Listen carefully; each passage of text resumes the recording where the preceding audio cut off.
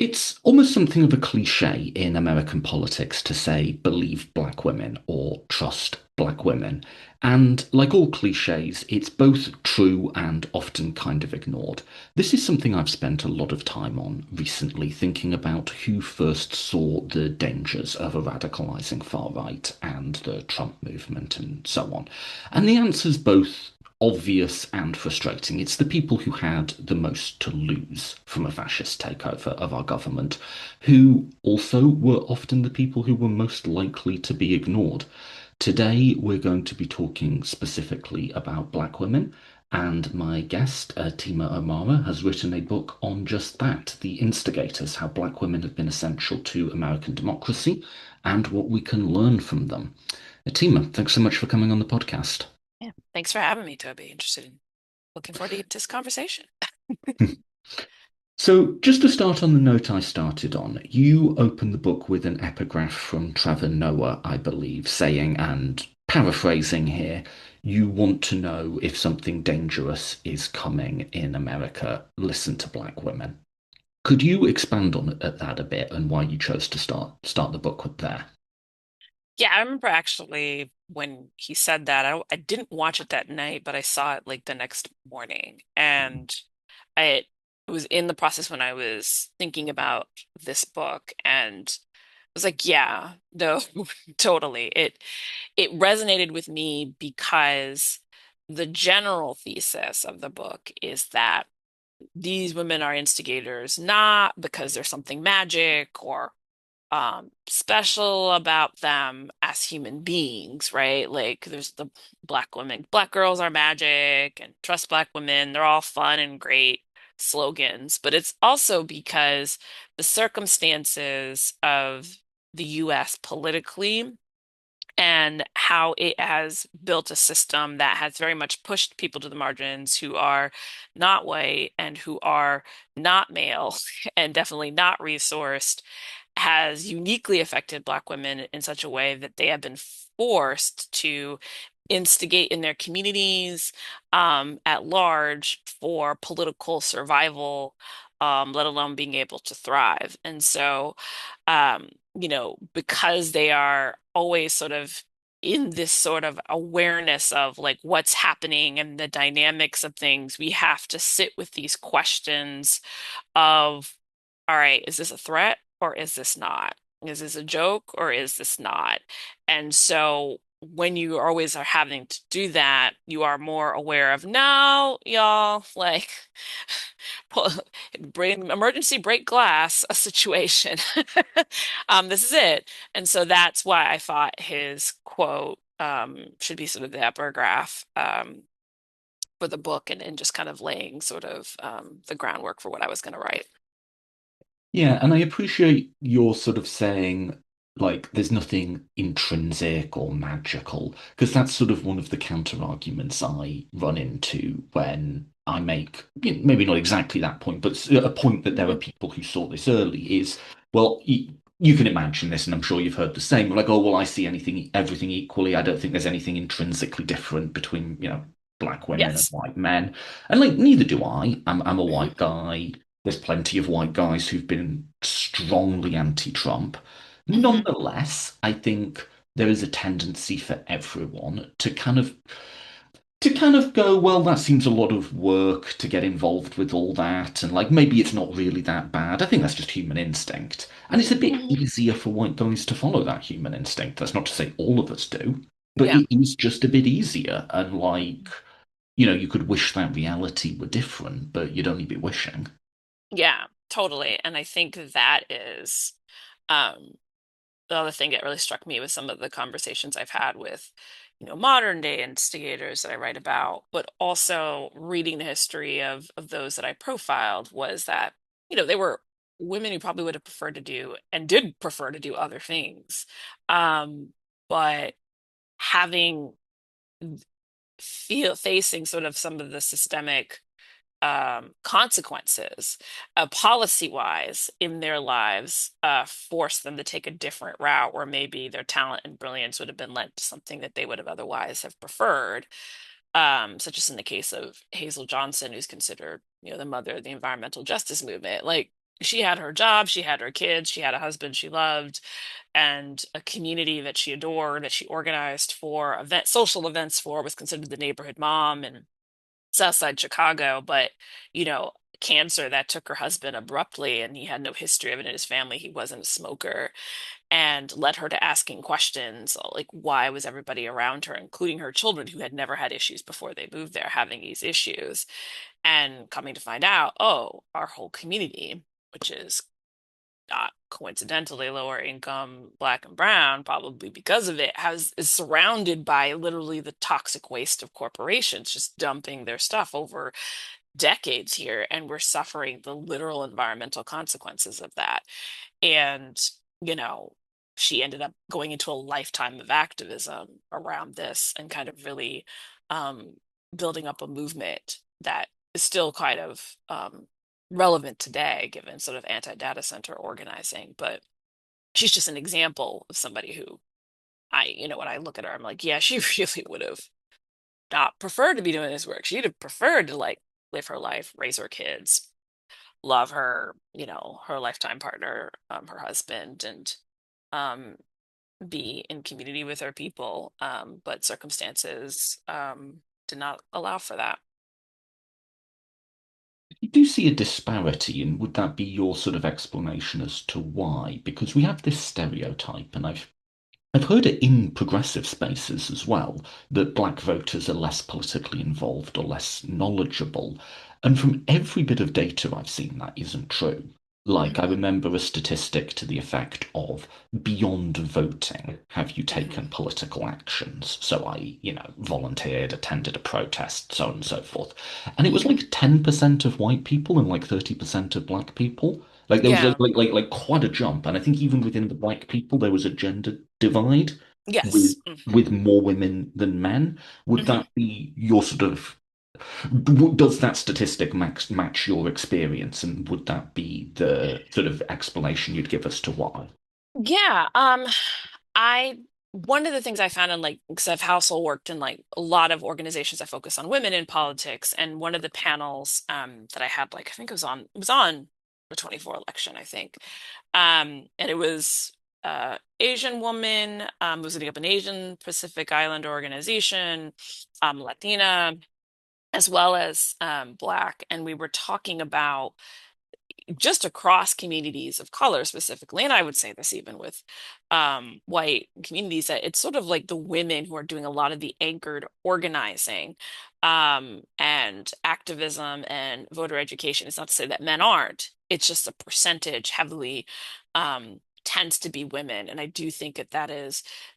We definitely socialize women more to be very family oriented and solution oriented, and also that lends itself to community organizing and thinking about the whole of the community when we invest our talents that way. And so that definitely happens with Black women as well, where I do think it's a little ancestral, because I think about it from my own family, more recently, from the continent of Africa, and thinking about the village sort of mentality, and how there is sort of a community developed there. And I those ties and those traditions, definitely you can see that across the diaspora, and definitely in the US, where, all right, we don't have resources. Let's find a way to pull that together. And usually, the matriarch of families and community are the ones who are usually doing that work. So yes, I see that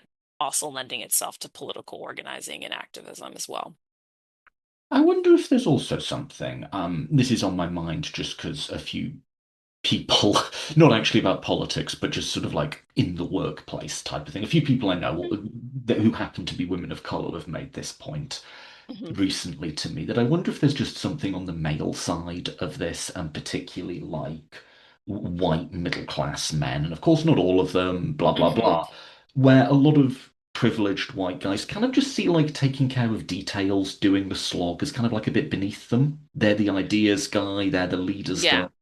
Hmm. Anything that's too like care coded or like just kind of boring coded, like they see as like, someone else can do that essentially. Yeah. Yeah. And I think that that's actually, I guess, not because men are not incapable of being, providers in a sense that's not financial, but also like caregiving in the community. I've seen a lot of men do that, but men aren't socialized that way either. And they're socialized to be, I'm in charge, I'm leading, and that means strategy. There's lots of dynamics I come across just in reading across movements of like the Black women who sort of were very much behind the scenes doing the secretarial work, the organizing work, a lot of the traveling, while you had Martin Luther King Jr. and John Lewis more out front, doing a lot of the public speaking. You look at the Montgomery bus boycott as an example, and you have, King, kind of very early in his career, doing a lot of the rabble rousing of the crowds and getting them excited and thinking of broader strategy with the other ministers. But then meanwhile, you have somebody like Georgia Gilmore who's literally funding the movement, this boycott with all of the other Black women cooking food and selling it and get using the proceeds to then keep the boycott moving so that people who would have otherwise taken the bus, can carpool with people who have cars who can, if the car breaks down, they have resources to like fix that car so they can keep that boycott going for as long as they did, for about a year. So, um, yeah, I think there's a reason that happens with men, and I think it's very much, socialization. And as a result, you will see, in movements, especially in like civil rights movement and other different movements, usually the women tend to be this anchor in the background. Sometimes they may even be leading on the strategy, but it ends up being like the men get a lot of the credit, a lot of the glory. Yeah, on the topic of unequal glory, to maybe move us towards the opposition to Trump. Hmm. Um, when we talk about people who were, the first to warn that he was a fascist or the people who urged implacable opposition, we have this archetype of the quote unquote resist lib. And that's something that's been attacked and maligned by many, and I think unfairly, the resist libs were right about Trump. But it's also a stereotype. Like if I ask you to picture it, I think most people picture like a middle-aged white woman there. Hmm. And that's not like wholly inaccurate. There are a lot of middle-aged white women who've been part of the resistance. But I wonder if there's also been a sort of subtle whitewashing of that image. Like black people have been, if you ask who are the most anti-Trump voters, there's a range, but Hmm. like it's black people who are going to vote explicitly on fuck this guy, essentially. Yeah. Yeah. I mean, one of the things that I definitely saw, and I kind of highlight this in the book, is there was a sort of fixation in 2016 of what the women vote was going to do. And the women vote definitely came to represent very much white women. Like, Right. and just in the images and the people who were interviewed, and and I highlight like that sort of focus and looking, and some of the polling back then, it's improved in how they do the crosstabs and how they break out groups, especially after that 2016 election when they realized, oh, okay, the women who went very definitively against Trump were Black women. And white women, you know, the majority of voters very much were, pro-Trump.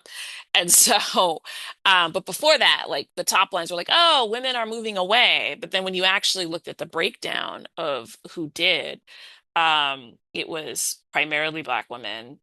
Because even while there were, what I remembered, like, and this is what I highlighted in the book, what struck me about reading this particular 2016 like poll, and it was from like Quinnipiac or one of these well-respected polling institutions, was that you had, um, they said, oh, a good chunk of these women believed that Trump had committed sexual assault or was guilty of this. But then when you broke it down and you look at the white women category in like the second like line because they broke it down like non-voter, like non-white voters, which was a problem in itself because it just lumped everybody was just not white into one group. But then when the white women voters, it was like, is it a deal breaker? And it was resoundingly no, it was not a deal breaker in their vote. And I was like, oh, that's the story right there. Like, and no one talked about it that way. I think after the election, people realized, oh, we clearly missed something here. But I think this sort of expectation that there's a majority group of white women broadly, who are opposed to Trump, and then making that sort of the face of like white women, white suburban women, and that they were going to be the ones who made all of this, difference, was indicative of sort of what has been, I think, politics, even on the progressive side, which is, a definitely fixation with, all right, we need to like convince white moderate voters, we need to organize them, we need to talk to them, meanwhile neglecting a base of voters who are with you, have been with you on the merits. Um, why don't you focus on making sure your foundation's great before you go after, the moderate or the swing voters? So, yeah. Although, to be fair to white women, if nothing good Yeah. feels like it's coming after that sentence, to be fair to white women, it is very much an age divide as well, though, in the Yes, it is now. Yeah, much more so. it's sort of Yeah. like older than me, or like maybe even like a generation older than me, are the and especially a generation older than me with say a Southern identity, something like this, are the ones who are like, I will privilege my whiteness over my gender, you know? Hmm. But you have seen, it's not just the US, this has happened across the world with like younger white women have Hmm. moved both in terms of voting behavior and sort of social attitudes Yeah. really quite a lot. When we talk about polarization, we often do so in the context of men, but a lot of the divide that's opened up is younger women Yeah. becoming more liberal is a thing that's definitely happened. Yeah. No, and I definitely, that was one of the things of the demographics across the 24 election that didn't slightly move right. It was college educated women, like moved more to the left, and it was very expressly of like, it was very much there with that kind of basically younger millennial Gen Z crowd. And I do think that that has everything to do with, you know, it being the generations born post Roe v. Wade, post civil rights movement, post Title IX, has all these access to resources and education, and ability to do things that their mothers and grandmothers were not able to do. Like, I think about this, my husband's a Gen Xer, and, like his mom, like, couldn't access a credit card on her own until like I mean, it was like the late 80s. It wasn't that long time ago, right? Um, I think and there so, has, though, been a lot of anger from women of that generation, black and white, who are now waking up to the reality of their daughters having less rights than they oh do. yeah, certainly. Apocalyptically furious about it. Yeah, no, and like after, I know we'll talk about this a little bit later, but like after voting rights, um, you know, was sort of further gutted by the Supreme Court, there was a couple of comments and maybe an op-ed that was like, okay, there are now Black women today who are born with less rights than their mother. Like if you live in the South, if you're a Black woman, um, your your ability to vote unencumbered, like you might still have the voting power, but like it's going to be encumbered by like what's happening. And also you're likely living in a community where, access to reproductive health care, including abortion access, has just been obliterated. And so, you know, it strikes me having conversations with older women, who are sort of either marching in the streets or benefited or approved of these policy changes, that allowed them and their children and their grandchildren to have more opportunity than they had. And I remember a candidate that I knew who was running for mayor of a city that had a lot of Black people, and her knocking on doors. She was she's a very young millennial. She was knocking on doors, and she was talking to some older black women, and it was the height of like the Black Lives Matter protests in 2020. And they're like, I like did all this in like the 60s and the 70s, and I'm like upset that my grandbabies are having to run around in these streets protesting over the exact same things or very similar things that I did. Like, where did we go wrong, right? So that's definitely the case. Mhm. You mentioned age divides within black voters. I actually wanted to ask you about that as well, because I think there's a general sort of undervaluing and not listening to the perspectives of black people in America. Obviously we still have those, and they're coming back, right? Legacies of racism. But you Yeah. do also see, obviously, black people are overwhelmingly Democratic voters, but within the Democratic Party, how they vote in primary elections is pretty divided. Hmm. So, I think Bernie versus Biden would be a good case of this, Yeah. where the sort of more mainline moderate candidates have often been very successful with older black voters. Hmm. But then younger black voters, particularly like, I don't know, younger, millennial or younger, lives in New York, has a college degree, black voter, is perhaps more open to a Bernie or especially a Warren type of candidate. Has Hmm. there been perhaps from progressives who are trying to get people like Bernie elected also a failure to listen to, properly engage with black voters, particularly older ones, because the numbers speak for themselves there. Yeah, no, absolutely. I mean, you look at 2024, no, 2020, and then 2016.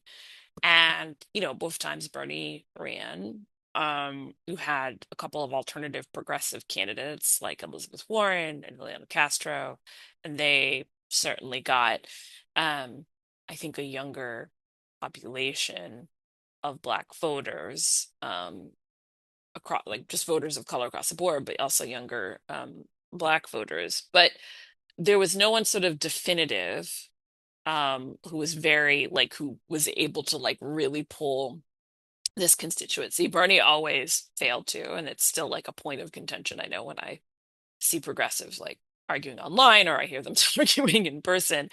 And, it's like, hey, I don't got a problem with Bernie's like issues. I actually like F with him a lot, right? But they're just like, he doesn't get it on the level of where race and gender factor into economic considerations. And it repeatedly comes up. Everybody was recently dragging him for the fact that he hadn't said anything about Voting Rights Act at all. They're like, this impacts the same communities, especially the same communities that you're always talking about, like working class, lower income Americans. When abortion rights, when Roe v. Wade was overturned by the Supreme Court, him getting, I think, frustrated a couple of times talking about, we shouldn't be focusing on abortion. It's about the economy. And I'm like, I'm appreciative of, as putting on my campaign staffer hat, I'm appreciative of the fact that you are always on message, but also like No, Bernie has his always talking points. You he can't take that has away his from the guy. talking points. I appreciate that. But I'm like, hey, I also would appreciate if you're able to thread that message through the point of the day, which is how does abortion relate to the economy? Oh, the fact that women say, hey, having a child is an expensive thing. Families growing your family is an expensive thing. Daycare is unaffordable. Hospital care, like I come out having one child and I have $100,000 bill and like maybe my insurance covered half of that. Being able to buy a house, in the United States is much more prohibitive than it was for our parents' generation. Of course, we're not having more kids. Of course, we're think when we get pregnant, we go to have abortions. How can you thread that to be an economic discussion? And when he fails to do that, I'm just like, you were so close to getting it, and yet,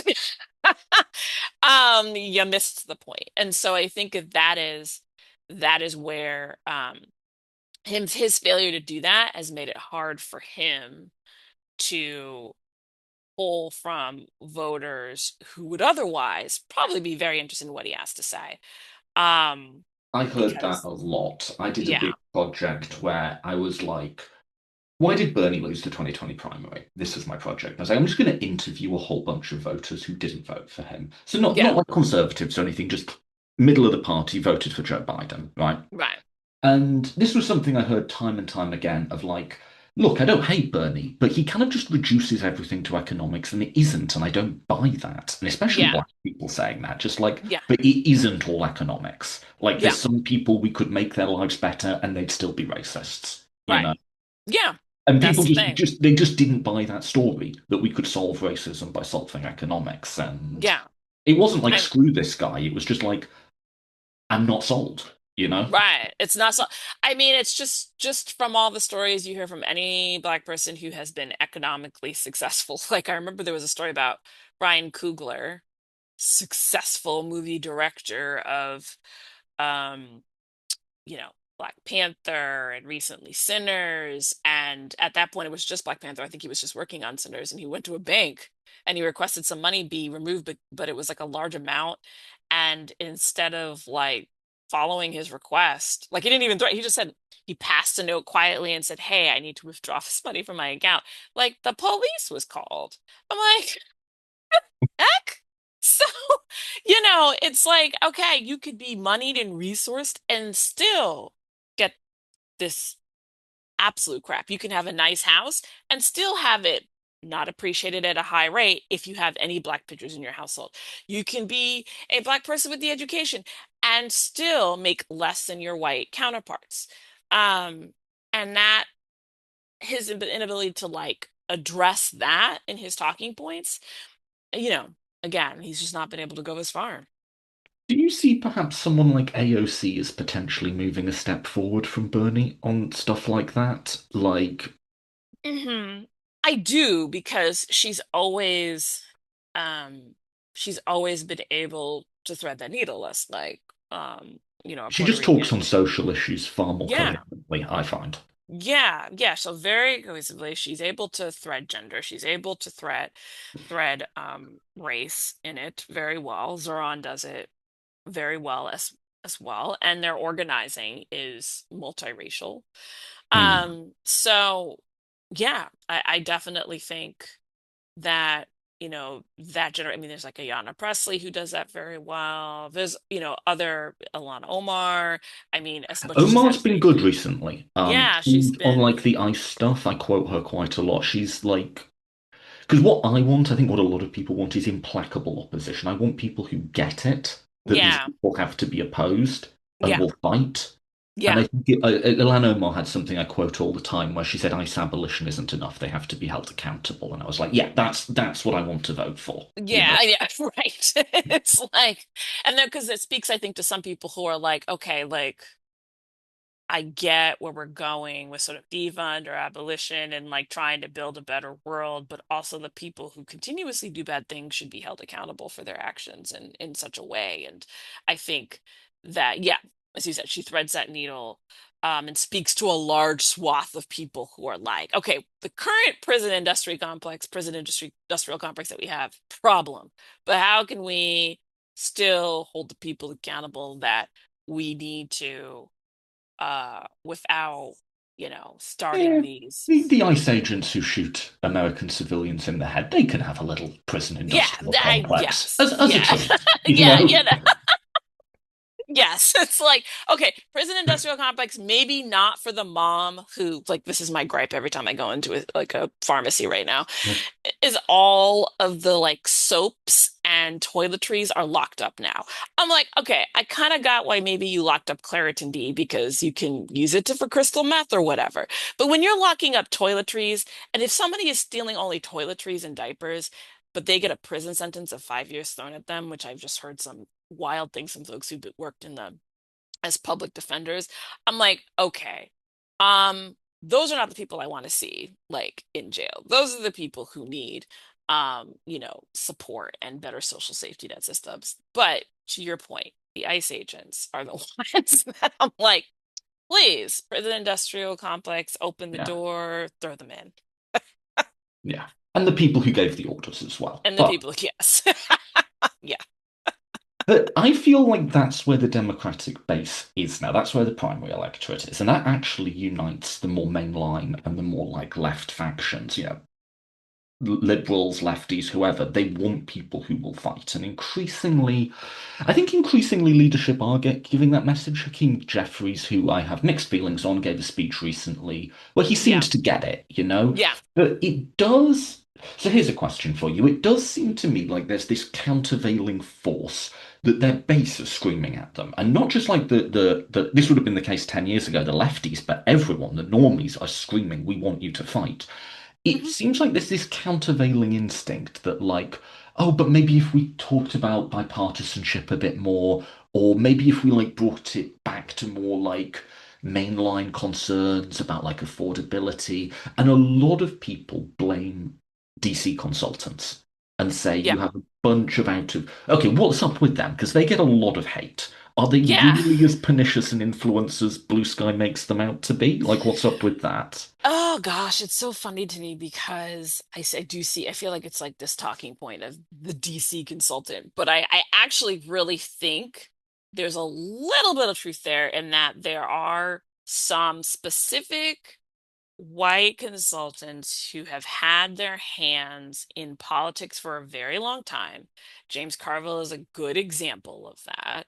I'm Um, sorry, how do I get James Carville's job where I am just confidently wrong for three for decades and the days, I media know treats me it's as an like oracle?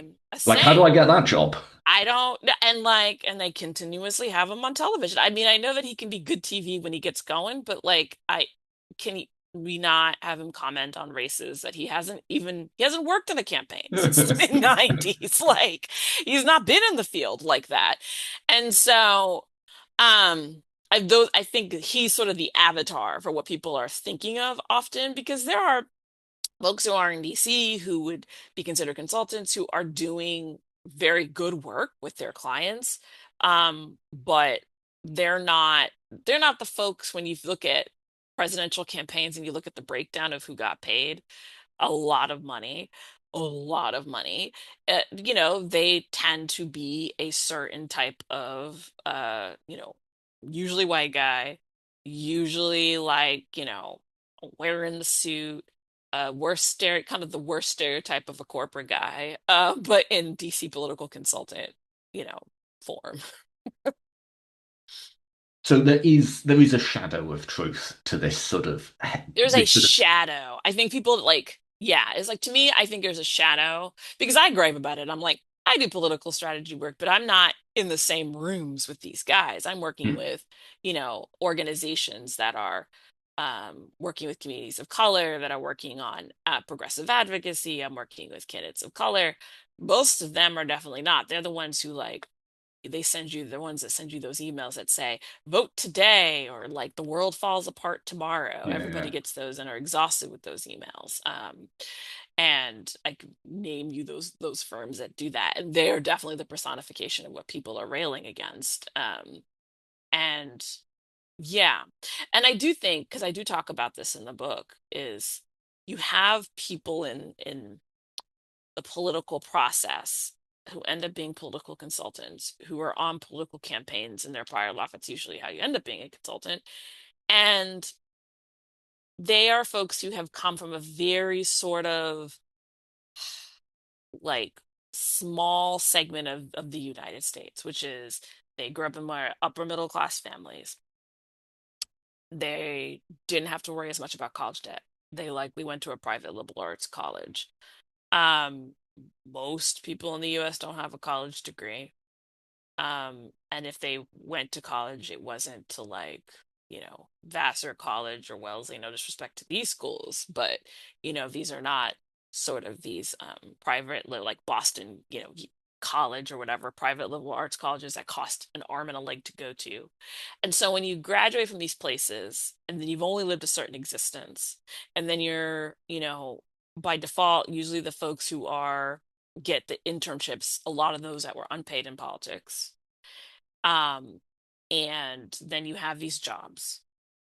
And then you end up being the spokespeople for these on these jobs. You don't have a perspective or understanding of what it's like to like financially struggle, pay the bills, worry about how you're going to feed your family, how you're going to raise your family, a family member with a disability, dealing with the lack of social safety net. And so, yeah, when people are looking at politicians being like, why did these talking points come out of your mouth and they sound like not attached to reality? It's because a lot of the times they're surrounded by people who are never had to experience what reality when the system doesn't work for them is. Yeah. I think if I do, I think the generation of Democrats that are coming up are stronger. Like both the more, like I think both on the left and the center. I think, Ilhan Omar, AOC are stronger than Yeah, Bernie. And I think Pritzker is yeah, stronger than Chuck Schumer. You yeah. know, like I That think it's like people who by a learned country politics. mile. Yeah. But like I think it's like old dogs, new tricks. Like people who learned politics in the Trump era, whatever wing of the party they're from, kind of get that we're just in this like bare knuckle, no holds barred, total war scenario. Yeah. And then it's people who first ran for office in 1976, and I'm not pulling that number out of the air. That's when Chuck Schumer first ran for office, who Yes, it's just also came the era in which Joe Biden first came into public office, But they too. just came in this like utterly different age of Yeah. where the rules were. I think they just have a hard time unlearning that. And the good news is all of the intake, all of the people coming up do kind of get it, but the leadership is just still kind of dominated by these like civility era guys, you know? These civility era guys who have sort of a calcified way of doing things. Because the time that they made deals and organized was in bodies that were almost exclusively white men, and then got more women.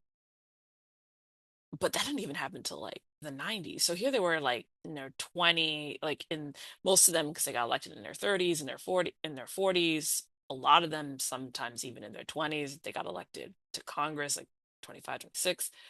And you have like these guys who were amongst other guys, and so it was very much a boys' club. And so, I remember there was a moment where Biden, I think it was in South Carolina, because I was in attendance at that state convention in 2020 when he talks about a couple of elected officials that I'm like, who?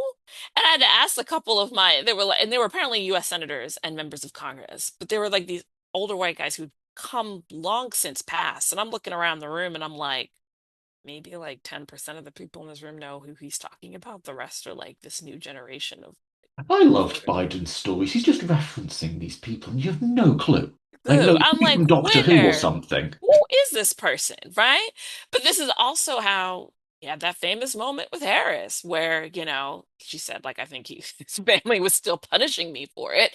But it's like you were buddy buddy with, folks who would have preferred I not occupy this body as a duly elected member of the US Senate, who were saying segregationists is what she was saying, and who were fine with the things that were happening during busing. And that little girl was, I was one of those little girls who was, being yelled at by people who were angry about their kids going to school with, kids of color, black kids. And I'm like, yeah. And so I think when you're in this environment where you don't aren't affected by the policies that you're passing, and so you're talking to these segregationists and they look at you as like son, and or brother, you aren't ever going to truly understand or think about, all right, what is the impact of some of these things, that I'm saying. You're never going to look at them as, oh, these people are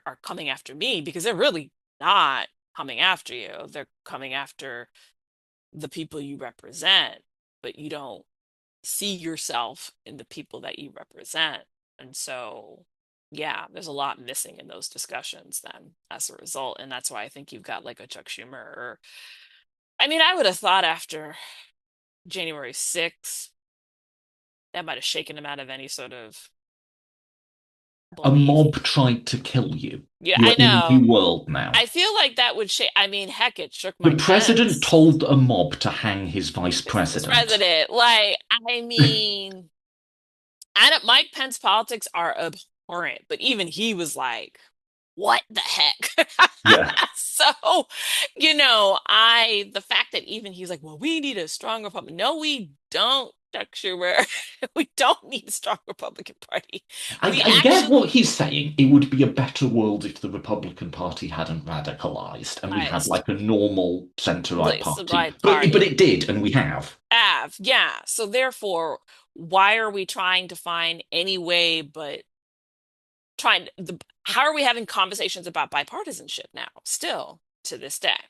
So, yeah, that to me has always like it's not the Democratic base is not here for that. They're like, we don't want to be bipartisan with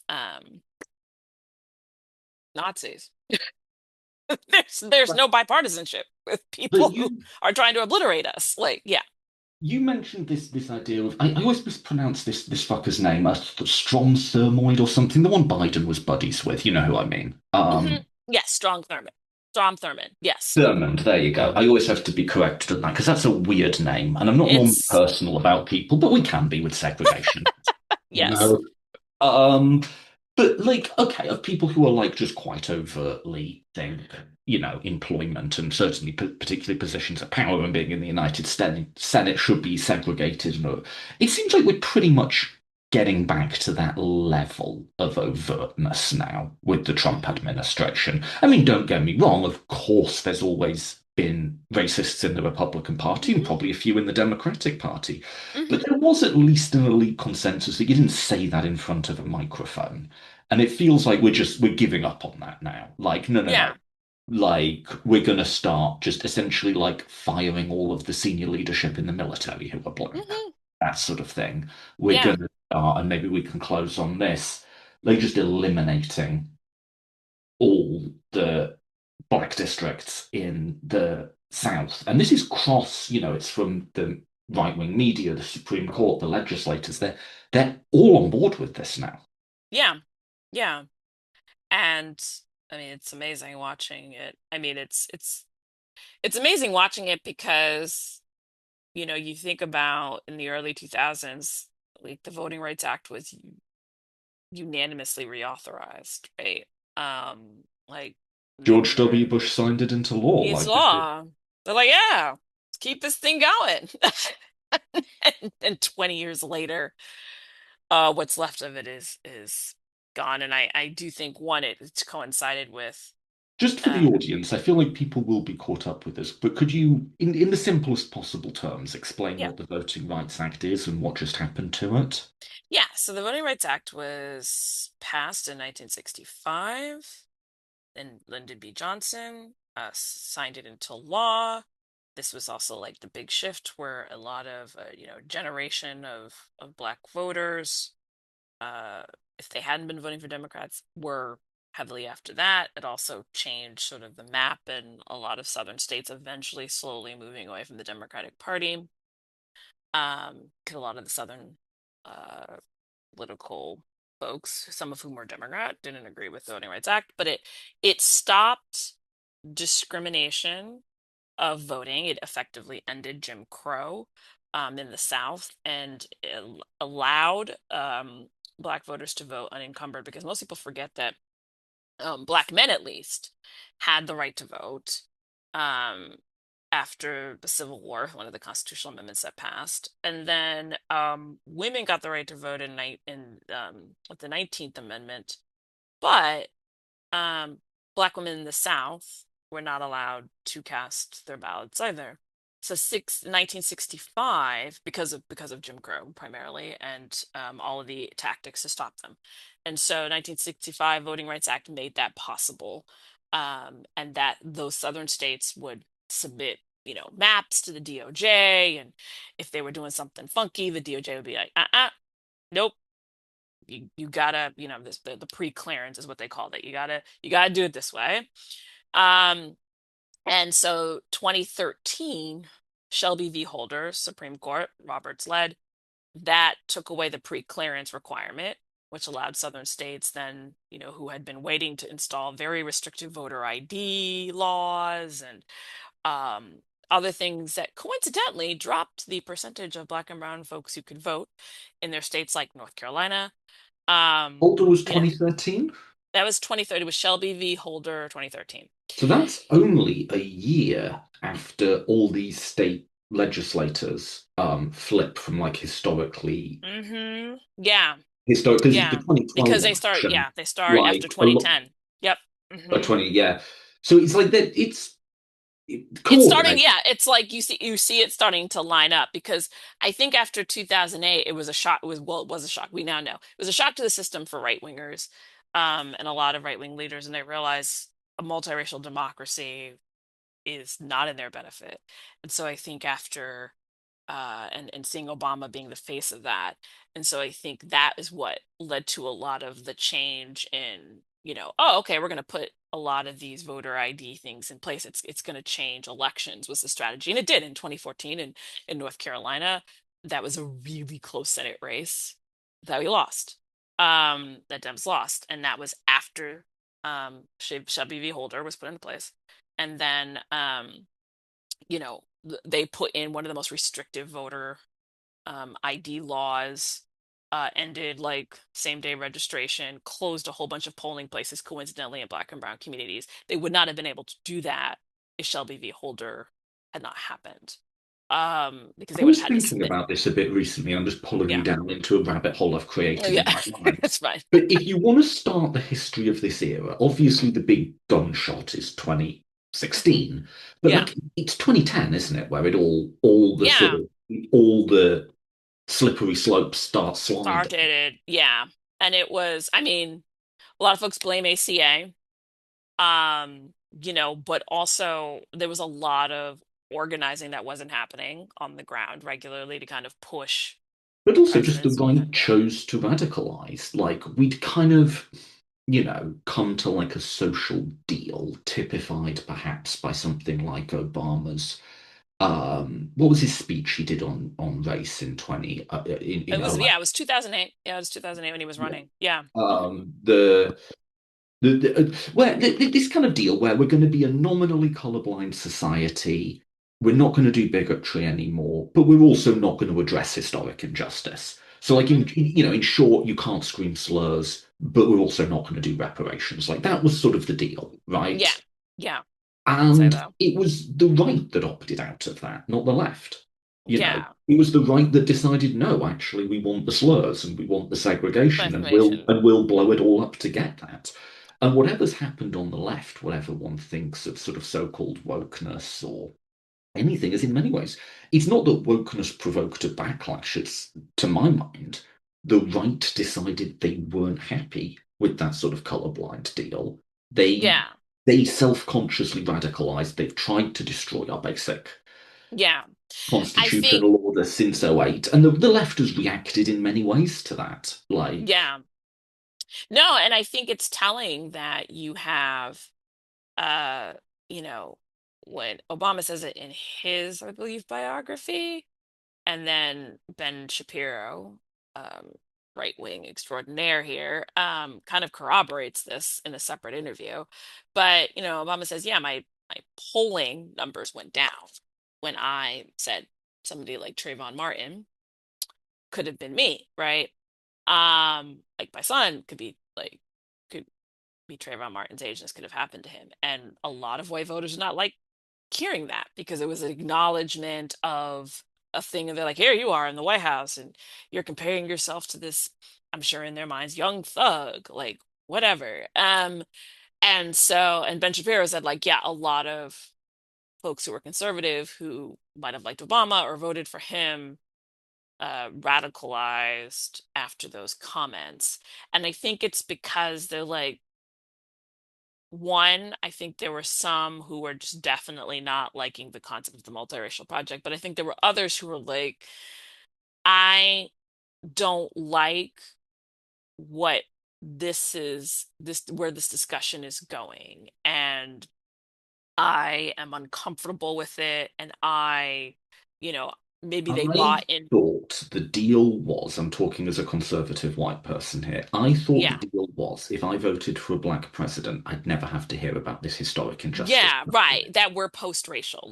Yeah, Like they bought that whole I thing. thought this was us being over it, and now I'm hearing that we're not over it, All right. and now I'm over it. And That's kind yeah, of like the that's sort of where I think it goes. And then that leads to what we saw um after I think those years afterwards. Because Trayvon Martin was 2012. And so I think that a lot of conservatives who were already over it were like took advantage of this sentiment.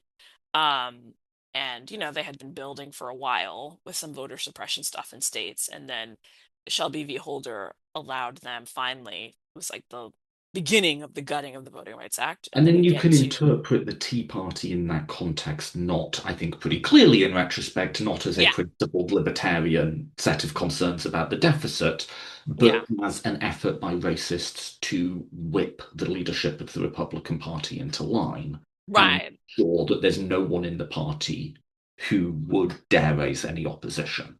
right, right. And there are people, you can trace a direct line from the Tea Party to like Marjorie So, Taylor Greene and Lauren Boebert, yeah, yeah. yeah, when Nancy Mace even. And you know you have this voter suppression stuff beginning, and while I don't think that they were hoping, I think there were a lot of Republicans who weren't wanting somebody as unpredictable as Trump in office in 16. They got him, and then they used that then to completely continue to consolidate power and build the case continuously in efforts to further gut the Voting Rights Act. And that is something that Roberts had been uh, Chief Justice Roberts had been interested in doing since he was a young lawyer in the 80s working for Reagan. And this latest case decision got rid of what made the voting rights the most effective, which was you cannot, um, you know, redistrict and draw districts and make it impossible for certain type of communities to represent themselves, specifically Black and Brown voters, because what was happening before in the South was that you'd have these all Black communities, but they'd have all white leadership. They were not allowed to vote. Districts were drawn so that they didn't have that political power, that they couldn't run for public office. And the Section 2 that they gutted, uh, you know, allowed many more Black and Brown folks to get elected in their communities. So Black and Brown voters were then able to vote for people uh, from their communities and of their choice. Sometimes that was also white elected officials, but they had that political power. But now you have an example like Memphis, where they took a community of Memphis and divided it into three parts legislatively. So now you have their literal political voting power diluted, and that is important in that a multiracial project cannot be successful if you are trying to dilute the power of people who run or who are the majority in certain communities because you don't like how they vote. That also then contributes to less Black and Brown elected officials. Which seems to be the goal they're working backwards on. Final question, because we're over the hour. What have you made of the Democratic Party response to this? Because we've talked about the divides within the party, but I increasingly think the main divide that's emerging is just sort of this fight, don't fight axis. And it seems like the energy and the momentum is, to be fair, on the fight side, and Hmm. more people are coming over to this.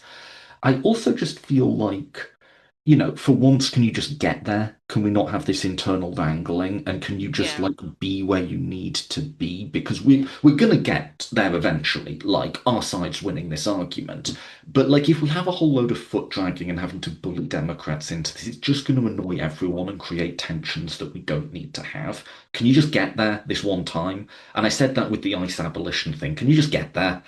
Uh, right. but Yeah, like it feels like there's still going to be a bit of internal wrangling to be done from the old yeah. guard to just fight back. Yeah, I mean it's so fascinating because I talked to pollsters who are like, when the Democratic Party has done best, it's when they have leaned into public sentiment around issues that they're aligned on. So racial justice, like in 2020, or public health or reproductive rights. Like, Democrats who are strongest on abortion after Roe fell did the best because it was top of mind for people, so that was how they were. This abolition thing around ICE. It's so interesting. I'm seeing the same pattern again. The window has shifted on how people feel about ICE and its necessity. I mean, I have friends all over the country who are like, I have relatives who are very like into Trump, or at least are fairly conservative, and are like, this ICE needs to go. The window, as they say, the policy window, Overton window, has shifted dramatically. It's like, okay, let's just take this opening. We have been always cautious and like a defensive crouch about immigration. Let's just go. And, Yep, yep, I yep, think, yep, yep. We've been yeah, running on. Yep. yeah. Please And I continue. think Yep. some are like, okay, great. Let's make it happen. And then others are like, I don't know. And I'm like, oh gosh, leadership. And so that's where I get like frustrated. And I'm always like giving the party. I feel like I'm grading the benefit of them getting like a C minus, sometimes D plus with me on like response on some of these major issues of our time is because you've got the AOCs and others who are raising the bar. Like, okay, they're taking you from an F to a C because they're doing the best, but still leadership is pushing really hard against these instincts, and it's so frustrating because it's clear in poll after poll after poll on this, on even just like at this point I know people who are economically moderate, conservative, third way, but still good Democrats on the social issues who are now like billionaires are a threat to human existence. Like they have moved like the Democratic Party could pass like the biggest tax on But like, I billionaires do and wonder millionaires with the and people would be people for it. running the Democratic Party, do you talk to your primary electorate? And Because that's yeah. they are furious. Yeah, and And, that's the and as you say, the centrist ones are furious. yeah, the centrists are furious. I'm like, what is happening, guys? Like you have the opening you've like I presume many of you have always wanted so you can do the legislative things you've always wanted to do, and some are not I was doing it. talking to someone who described themselves as a centrist Democrat, and they said, "Oh, about as spicy as I'll go as Pete Buttigieg." They were Yeah. and they were like, "No, Trump's a fascist," and he was like, "We need Nuremberg. We need to hang some people." Like that was Oh his dear. perspective, and I'm like, okay, Right. but this is where Yeah. the party is now. He's like, "We Right. need trials, and we probably need executions," and I'm like, Right. "United Front, man. Let's go." Right. You have this opening where people are like, we cannot get to the other side of doing good things until we hold some people accountable. Yeah. And we also need to be aggressive about ending the things that are harming our citizens, that are contributing to a police state. And it pains me when I do not see the Democratic Party taking advantage. Because if on the flip side, the Republican Party will take advantage of any opening they've got Hmm. and run through it like as hard as they can, as they have consistently in the last decade. I mean, they didn't like a lot of the leadership didn't like Trump, but they got Trump and they're like, all right, we're gonna make the best of it. Yeah. Yep. All right, let's pause there. Real pleasure chatting. As always, listeners, if you want to support the Political Philosophy podcast, please do so on Patreon. I don't do any ads, I don't have any commercial sponsors, so the show is made possible by the voluntary support of wonderful people like you. Check out my website, politicalphilosophypodcast.com, for the links to all of that. The book is The Instigators: How Black Women Have Been Essential to American Democracy and What We Can Learn from Them. Is there anywhere else you'd like to direct listeners to go? Website? I don't know if you're on social media, but Yes. anywhere people should go to check you out. Yeah. I am on Threads and Instagram, Atima underscore Omara, and then Atima Omara on Blue Sky. I'm pretty active there. Well, I And mean, I yeah, if do you on want Blue Sky. Yes. I'm always finding new people there. I'm like, oh, this is cool. And then the instigator'sbook.com for more details, just on if you like the book, you want to get more books, request me to come and do a book talk for your book club, buy some fun merch, all the things. Cool. Yeah. Thanks so much for coming on. All right. Thank you, Toby.